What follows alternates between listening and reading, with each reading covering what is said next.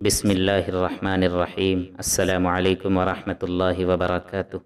عبید اللہ ابن عبید ابن عمر سے منقول ہے کہ ایک مرتبہ حضرت سلیمان علیہ السلام نے ایک سرکش جن کو گرفتار کر کے اپنے دربار میں بلوایا۔ جب وہ دروازے پر آیا تو اس نے اپنے ہاتھ کے برابر ایک سوکھی لکڑی دیوار کے اوپر سے اس طرح پھینکی کہ وہ حضرت سلیمان علیہ السلام کے سامنے جا کر گری۔